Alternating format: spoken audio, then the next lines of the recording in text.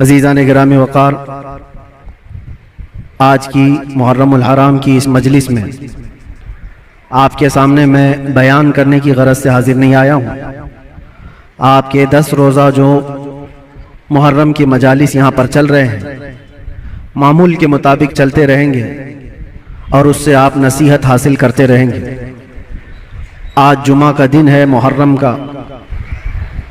اس جمعہ میں صرف اور صرف برکت حاصل کرنے کے لیے حاضر آیا ہوں اور دعا کر کے میں رخصت ہو جاؤں گا، اس لیے کہ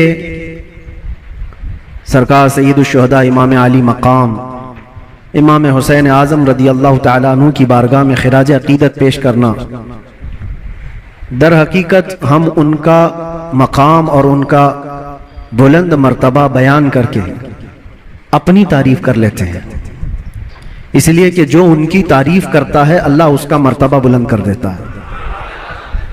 ایک بات یاد رکھیں، ہم حسینی ہیں اور حسین اعظم امن کا پیغام دینے والوں کو کہتے ہیں۔ سید الشہداء امام علی مقام امام حسین رضی اللہ تعالیٰ عنہ ظلم کے خلاف ہی تو کھڑے تھے، اور انہوں نے اپنی پوری زندگی میں یہ ثابت کر دکھایا ہے، موت و حیات صرف اس دنیا سے مر جانے اور کٹ جانے کا نام نہیں ہے۔ جو رسول پاک صلی اللہ علیہ وسلم کی محبت میں مر جاتا ہے، اللہ اسے ہمیشہ زندہ رکھتا ہے۔ آج صرف 2 چند نصیحتیں آپ کے سامنے رکھتا ہوں کہ بہت سارے لوگ امام حسین کا غم مناتے ہیں کہ ان کی شہادت ہو گئی، کربلا میں ان کے بچے شہید ہو گئے اور ان کا پورا خاندان جس آزمائش میں مبتلا تھا، یہ سب بیان کرنے کے بعد روتے ہیں، دھوتے ہیں، سب کچھ ہے، غم فطری بات ہے، جو بھی سنے گا اس کو غم ہوتا ہے۔ لیکن میں یہ پوچھنا چاہتا ہوں، اگر صحیح معنوں میں امام حسین کا غم ہی ہے آپ، اور صحیح معنوں میں ان سے محبت کی وجہ سے غم کرتے ہو، کربلا کے واقعات سننے کے بعد آنکھوں میں آنسو آ جاتے ہیں، تو کبھی اپنے چہرے پر نظر ڈال کر کے بھی دیکھ لینا، کیا یہ حسینی چہرہ ہے یا نہیں ہے؟ غم حسین کا تو ہے، چہرہ حسین کا کیوں نہیں ہے؟ بڑی بات ہے میرے عزیز، تمہارے کہنے میں اور کرنے میں فرق نہیں ہونا چاہیے۔ جس چیز کی محبت کا دعویٰ کر رہے ہو، وہ حسین اعظم رسول اللہ کی شریعت اور رسول اللہ کی سنت بچانے کے لیے اپنے بچوں کا خون بھی قربان کر دیا، اور آج ہمارے بچے، ہمارے نوجوان دن بھر نہ جانے کون سے عیش میں مبتلا رہتے ہیں، نشہ کی زندگی، تاش کے پتوں میں، شراب کی بوتلوں میں۔ کیا یہ جوانی آپ کو اس لیے دی گئی ہے؟ حسین اعظم کا ذکر سننے والا کبھی ایسا نہیں کر سکتا کہ اس کی نشے سے دوستی ہو، کبھی نہیں ہو سکتا۔ کبھی یاد کرو کہ 3 دن کے بھوکے اور پیاسے صبر کے اس پہاڑ کو۔ ایک بات میں آپ کو بتا دوں، ہمارے بچے کی انگلی میں بھی اگر چوٹ آ جائے نا تو بے قراری بڑھ جاتی ہے۔ میں نے دیکھا ہے، میرا 1 سال کا بیٹا دروازے میں انگلی اس کی پھنس گئی تھی، انگلی کٹ گئی تھی، تو لے کر دوڑے ڈاکٹر کے پاس۔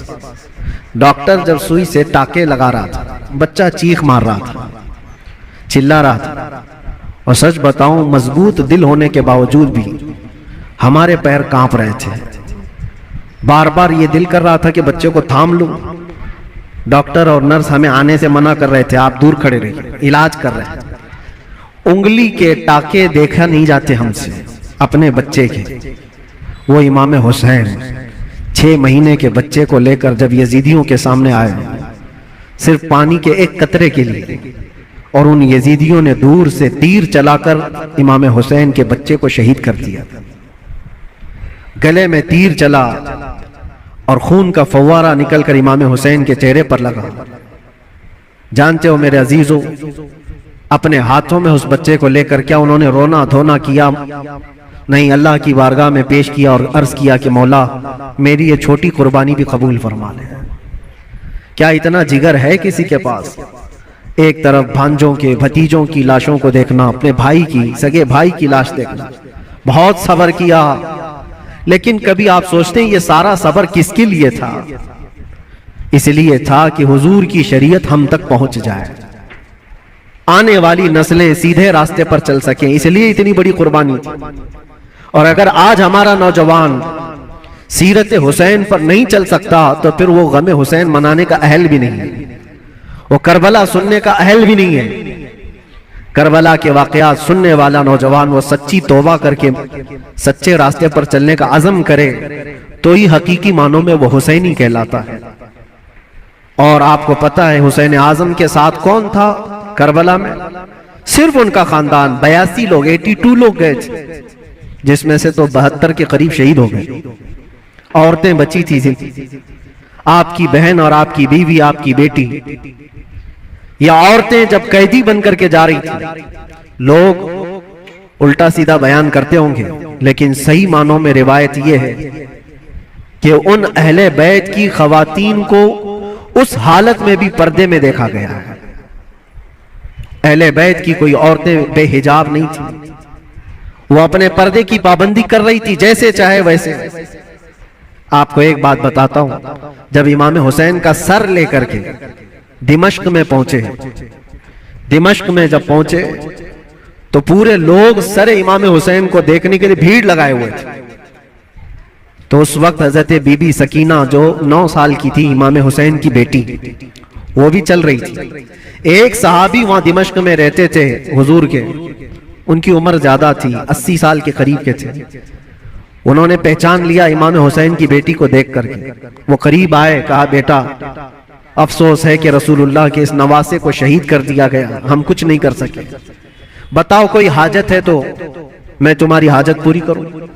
ایسے وقت میں ایک گھر جس کے گھر سے سب کچھ لٹ گیا ہو، کھانے پینے کو بھی نہ ہو اور قیدی بنا کر لے جایا جا رہا ہو، اس وقت ننھی سی بچی نے کیا کہا جانتے ہیں آپ؟ کہا اے میرے نانا کے صحابی، یہ جو میرے باپ کا سر نیزے پر ڈال کر لے جا رہے، اس کو تھوڑا آگے کر دیجئے، یہ جلوس میں آگے کر دیجئے۔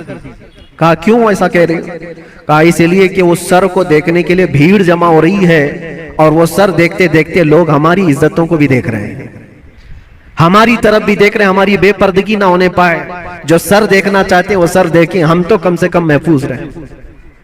اس عالم میں بھی اپنے پردے کی حفاظت کرنے والی اہل بیت کی وہ چھوٹی سی بچی پر قربان جاؤ۔ آج ہماری بھی عورتیں ہیں، عورتوں کو اس کربلا کے واقعے سے یہ سیکھنا چاہیے کہ جتنے عیش پرستی میں دنیا تمہیں آج باہر دعوت دے کر بلا رہی ہے، میری بہنوں یہ حقیقی زندگی نہیں، اسلامی زندگی یہ ہے کہ رسول اللہ صلی اللہ علیہ وسلم کے اہل بیت سے جڑے ہوئے ہر خاتون نے ایسی زندگی گزاری ہے کہ کسی اجنبی نے زندگی بھر ان کے کسی چیز کو دیکھا نہیں ہے۔ اللہ کرے کہ ہمیں وہ زندگیاں نصیب ہوں۔ بس میرا یہ پیغام ہے کہ حسین اعظم کو سننے کے لیے صرف رونا دھونا ضروری نہیں، بلکہ حسین اعظم کو سننے والے کو یہ عزم اور حوصلہ رکھنا چاہیے کہ میں اپنی خواہشات کو مار کر کے اللہ کی رضا کے لیے جیوں گا، اللہ کی رضا کے لیے جیوں گا۔ جو بری عادتیں زندگی میں آتی ہیں اس کو ترک کرنا یہ بھی ایک بہت بڑا عزم ہے، ایک بہت بڑا حوصلہ ہے۔ نوجوانوں سے میں گزارش کروں گا، آج پوری دنیا تمہاری طرف دیکھ رہی ہے، آج جانتے ہیں ہماری قوم کو کیا کیا الزامات ہیں کہ نشہ تمہارے ہاں بکتا ہے، نشہ تم کرتے ہو، جھوٹ تم بولتے ہو، چوریاں تمہارے محلے میں ہو رہی ہیں، بہت ساری آوارگیاں، یہ سب باتیں کیوں آئی تمہارے اندر؟ رسول اللہ صلی اللہ تعالیٰ علیہ وسلم کے خاندان سے محبت کرنے والے، اہل بیت سے محبت کرنے والے اپنے معاشرے میں ایسے تو نہیں رہ سکتے۔ جس رسول نے کہا صفائی آدھا ایمان ہے، آج ہمارے محلوں میں صفائی نہیں۔ بات صرف یہی ہے کہ صرف زبان سے حسین حسین کہہ لینے کا نام حسینی نہیں ہوتا، حسینی نہیں ہوتا۔ اپنے عمل سے یہ ثابت کر کے دکھاؤ کہ ہم حسینی کردار رکھتے ہیں، یزید سے آج بھی نفرت رکھتے ہیں۔ اور آخری بات، حکومتیں سب کی جائیں گی، آج جو تخت پر بیٹھے ہوں کل اتر جائیں گے۔ یزید 3 سال تک حکومت کیا، اپنے 3 سالہ دور میں اس نے بہت ظلم کیا، لیکن تختہ ختم ہو گیا، یزید مر گیا۔ مجھے بتاؤ آج پوری کائنات میں جھنڈا یزید کا لہراتا ہے یا حسین کا لہراتا ہے؟ وجہ یہی ہے، حق کے لیے جو کھڑا ہوا رب تعالیٰ اسے قیامت تک زندہ رکھتا ہے۔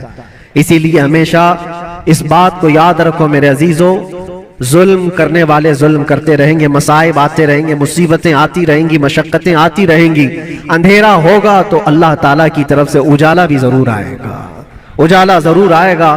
اللہ تبارک و تعالیٰ حق کے ساتھ ہمیشہ قائم رہنے کی توفیق عطا فرمائے۔ بس میں آج اتنی نصیحت پر اپنی گفتگو ختم کرتا ہوں، اور دعا کے لیے میں حاضر آیا تھا۔ دعا کرتا ہوں، میرا ایک چھوٹا سا یہ میسج تھا، اس لیے کہ میں ایک چیز آپ کو یہ بھی بتا دوں کہ میں آپ کی اسی جامع مسجد کا امام بھی رہ چکا ہوں الحمدللہ۔ ہمارے بچے یہاں پر ہیں، ہمارے برسوں سے سننے والے سامعین یہاں پر موجود ہیں۔ ہو سکتا ہے کچھ لوگوں کے لیے نیا ہوگا، لیکن چونکہ 15 سال گزر گئے تو 15 سال میں بہت سارے معاملات بھی گزر جاتے ہیں۔ کچھ لوگوں نے ہماری امیج کو، ہماری چھوی کو بہت بگاڑ کر کے پیش کیا گیا ہے۔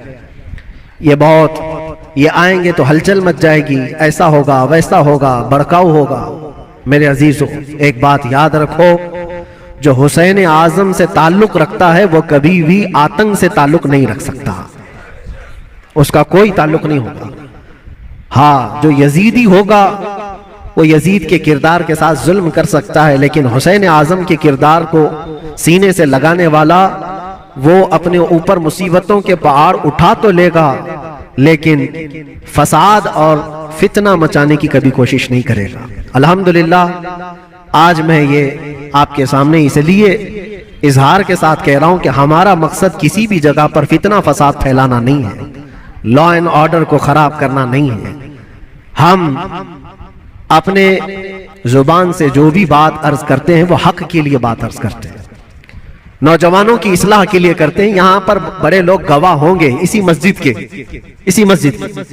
وہ بچے جو 24 گھنٹے نشے میں رہتے تھے، الحمدللہ 60 سے زیادہ نوجوان میرے ساتھ اسی مسجد میں اعتکاف پہ بھی بیٹھے تھے، جانتے ہوں گے پرانے لوگ۔ اور اب تو بچے بڑے بھی ہو گئے اور یہاں تک کہ مسجد کی کمیٹی میں بھی آ گئے۔ بہت سارے لوگ، بچپنا ہوگا، جوانی آئے گی، بڑھاپا بھی ہوگا۔ پہلے کے لوگ بھی یہاں پر جو مجھے جانتے ہیں، ہمارا ایک ہی مقصد ہوتا ہے، ایک ہی مقصد ہے۔ وہ مقصد کیا ہے؟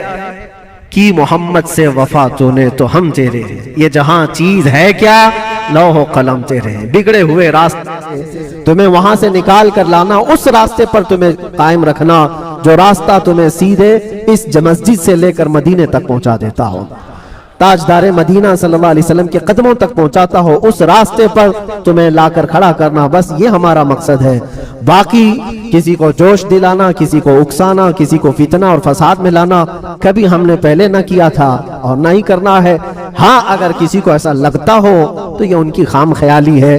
بس ہم تو یہ کہیں گے یا رسول اللہ تیرے غلاموں کا نقش قدم ہے راہ خدا، وہ کیا بہک سکے جو یہ چراغ لے کے چلے، وہ کیا بہک سکے جو یہ سراغ لے کے چلے۔